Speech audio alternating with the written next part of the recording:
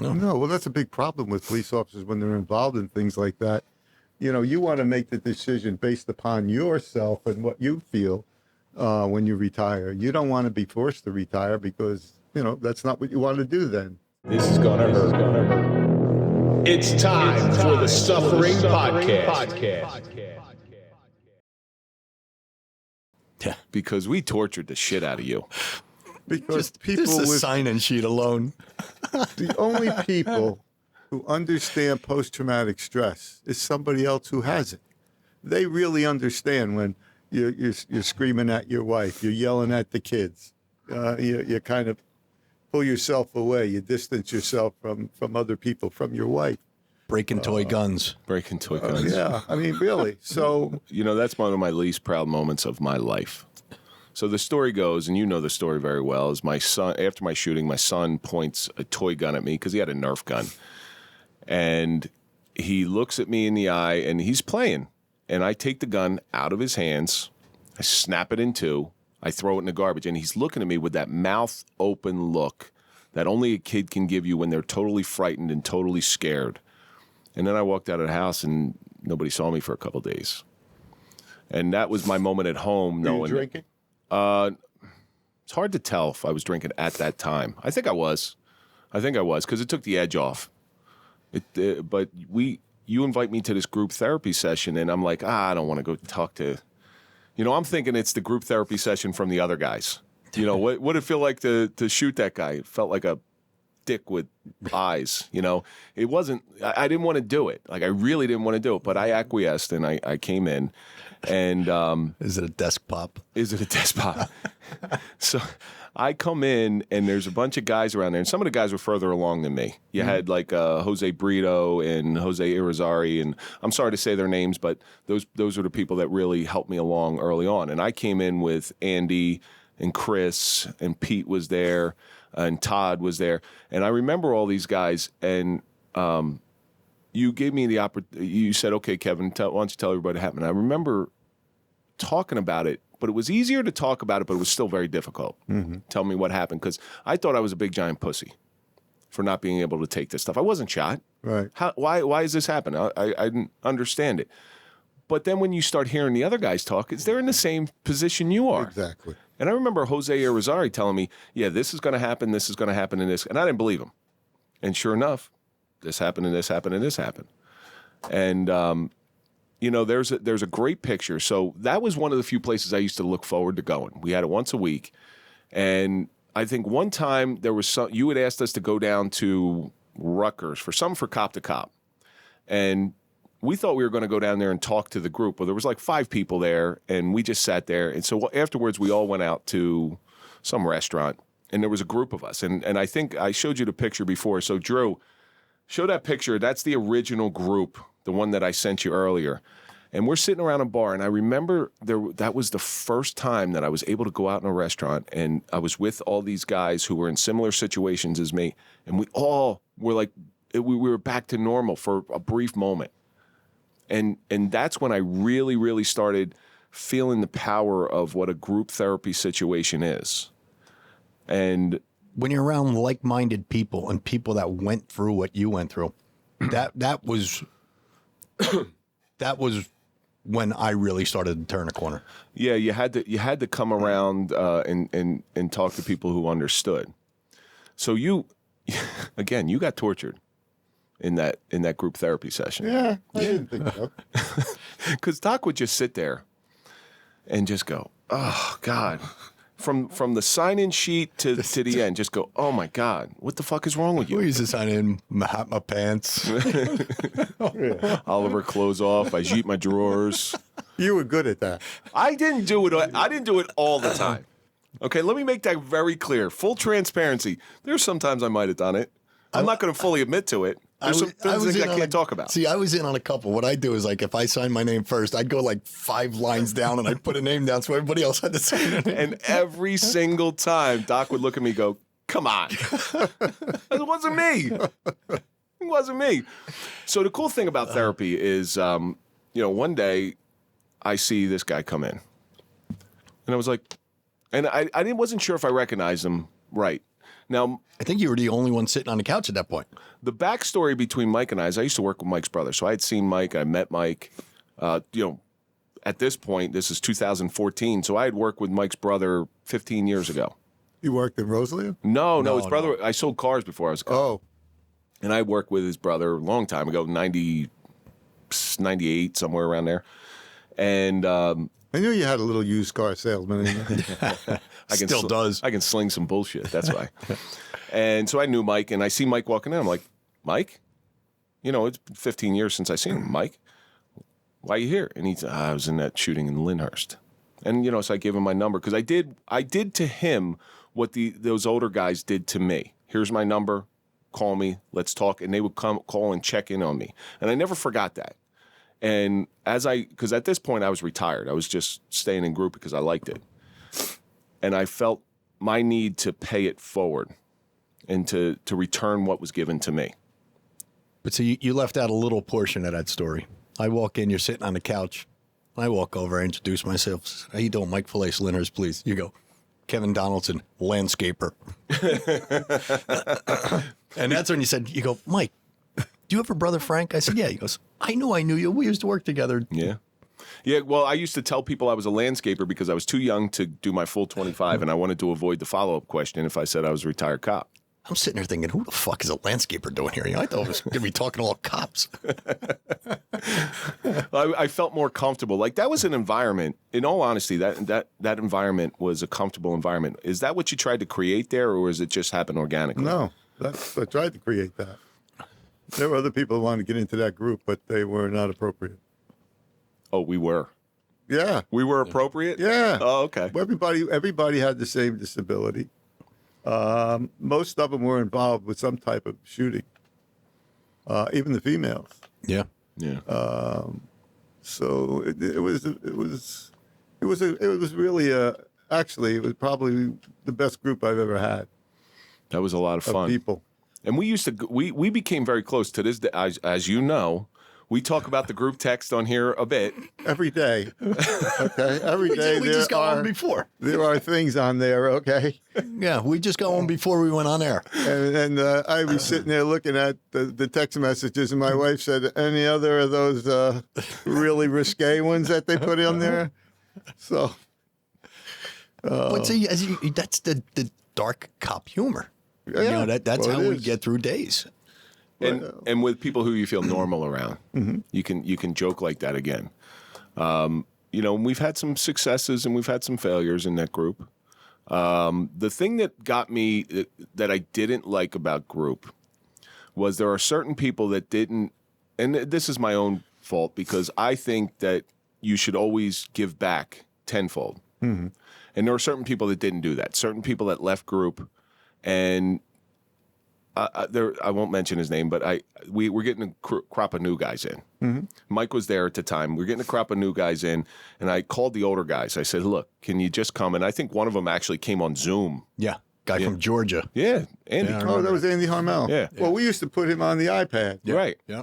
So there's a lot of people who did do it, but there was a couple guys who just didn't do it, and I got really mad at them. I was like, you son of a bitch. You took, and now it's your chance. And it was my one favor. And I remember that guy, he came to me afterwards, and he said, oh, I heard you're mad at me for that. And I said, yeah, I am mad at you for that. And he goes, well, ask me any other favor. And I took the Godfather line is, I don't ask you for a second favor when the first one's refused. Right. And I'll never forget that. And to this, I have no use for somebody like that. I need people in my life that are willing to take, but then give back, not to me. I don't want it back. Right. Give it back to somebody else. I know Mike has done that. Mike took that and ran with it. I believe in that, and I know a lot of other people in there believe in that. But we still keep in touch with these guys. That's how powerful that group was. Yeah. It's some of them still call. They'll call me every once in a while. Yeah, everybody needs a tune-up every once in a while.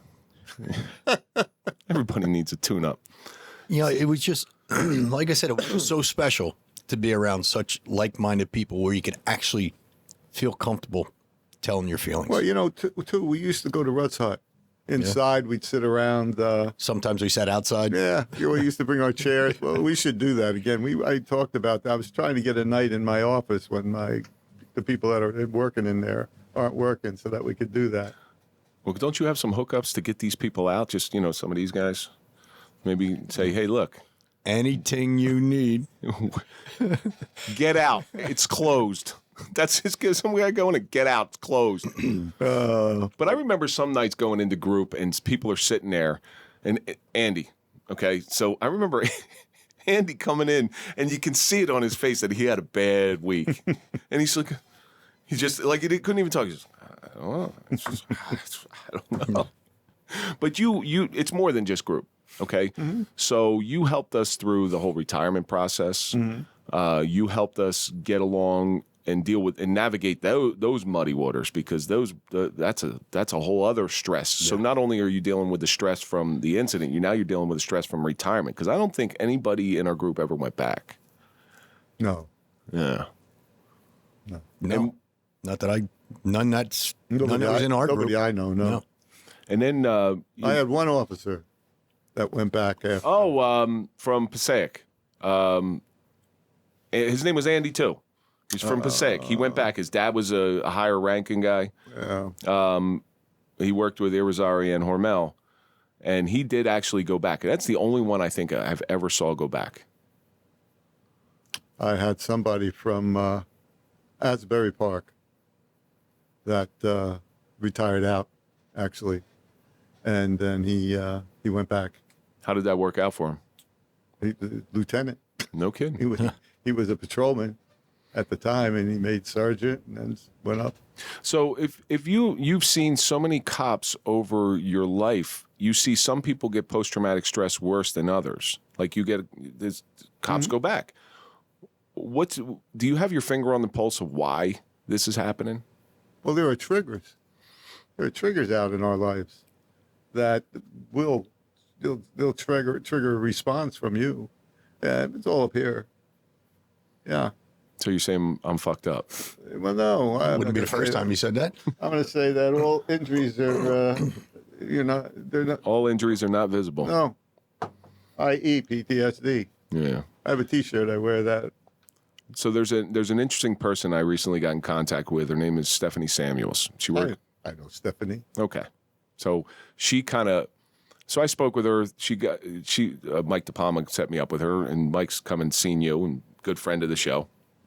And he sets me up with her, and she started talking to me. And she works in that CTE Institute, and she's doing amazing studies on police and post-traumatic. You're dropping names. Am I? Just like my father.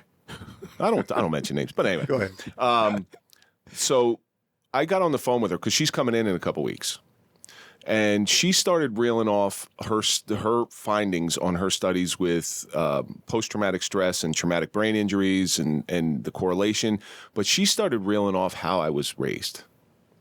And she said, let me guess, you grew up in a bad household. You played contact sports.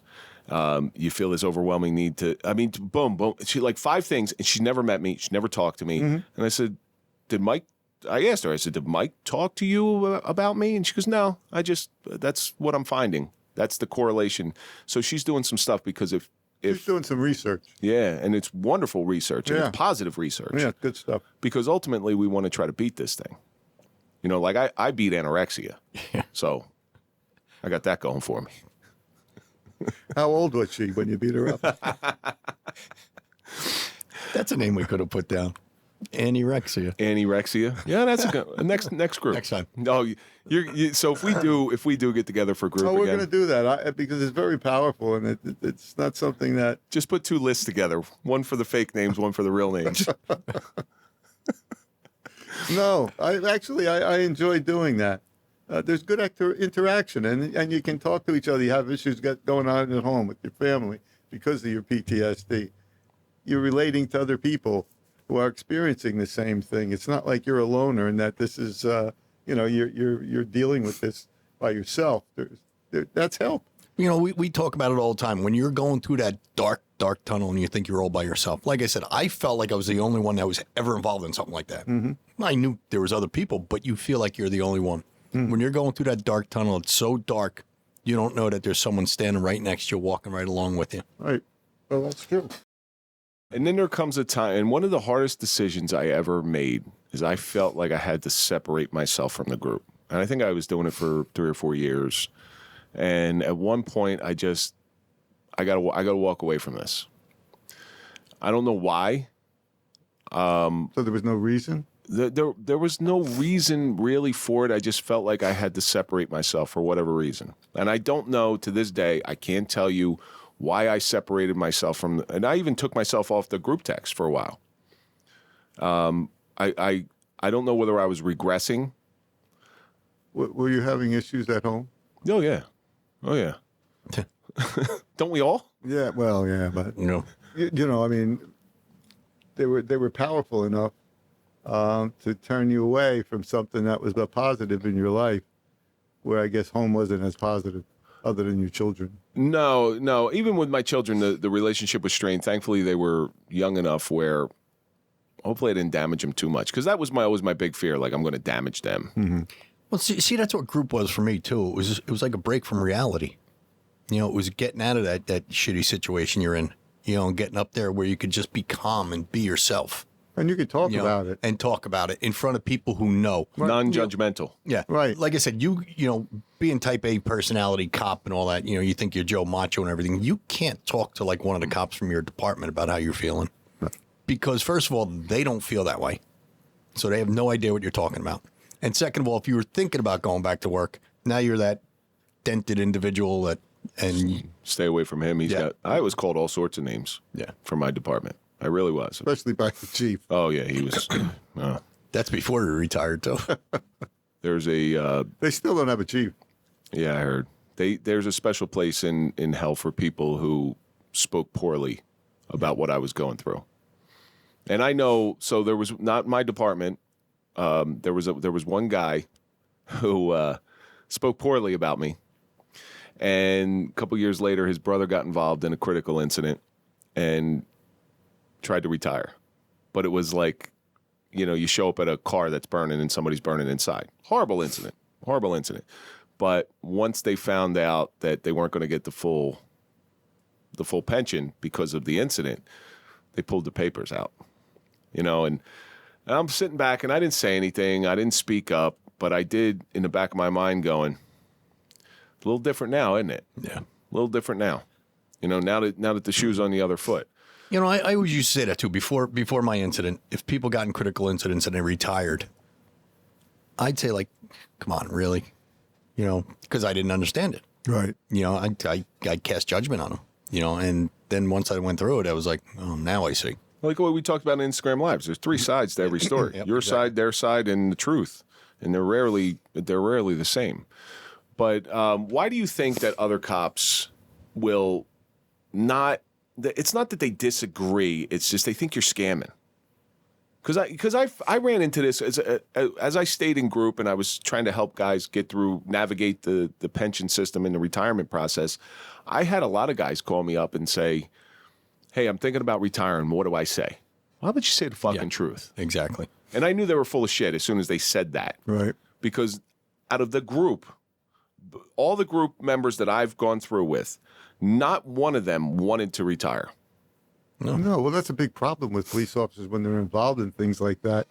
You know, you want to make the decision based upon yourself and what you feel when you retire. You don't want to be forced to retire because, you know, that's not what you want to do then. So that's a problem too. You know, you want to go out on your own terms. You don't want to have to go out because you did your job. Well, now they got the resiliency program, which is a good Flood. It's a good theory. The reason for putting it in was good. Here's my holes with it. It's an appointed position with inside the police department. The chief is not going to appoint anybody that he disagrees with. Good old boys. Yeah. And now, am I really going to, if I'm not on the A team, am I really going to spill my guts to somebody who I know is a mouthpiece of the chief? Of course not. Especially like in my department. You knew my department very well. Yeah. I would never. So that's the flaw in that system. Although I do believe it was started with the right intentions. I think it was, but you know, it was a bone that was dangled in front of the PBA because the governor and AG had said all these positive things they were going to do for us, and they did nothing. No. So they threw this bone to us, the resiliency officer, who was one of the good old boys. I'll give you an example of what happened. an officer called me one day and he said, Doc, my chief, I was talking to one of my guys who was telling me, you know, what he needed, what he felt he needed help with. And when I was done, the chief signaled me over and said, what were you talking to him about? And he said, well, it's none of your business. You know, this is, it's HIPAA stuff. You can't, you know, I don't need to tell you. And he said, well, I'd like to be suspended. So I said to him, listen, no problem. I'm going to have somebody call you. I'm going to call. I had Mark Kovar call him. And Mark Kovar ripped him a new one. And that stopped. And the guy didn't get suspended. Mark's a good guy. Yeah, he is. I miss Mark. One of the best tans I've ever seen on a human being. We went to that Trump golf outing for Police Survivors Fund, and I go, "Damn, Mark, you are freaking tan." And he goes, "Fake and bake, bro." When did you did it? Oh, I used to do those things. Yeah, we talked I don't about get them anymore. I was going to say, we talked about that the other day. How come, did we fall out of grace with you? We don't go anymore. It was you. I fell out of grace. I actually have that picture somewhere. It's you, me, Joe Iubi, and I forget who our fourth. Oh, Corey Green. Corey Green. Big dude. Yeah. Yeah. Yeah. Oh yeah. Yeah, we had a good time. Yeah. We really did have a good time. But oddly enough, so therapy. I pulled up the Trunk National in my Jeep. Yeah. The guy opens the passenger seat to get the clubs out. I said, no. I remember going in the locker room and saying, "What asshole has 2 lockers?" Oh, Donald Trump. Did you ever use that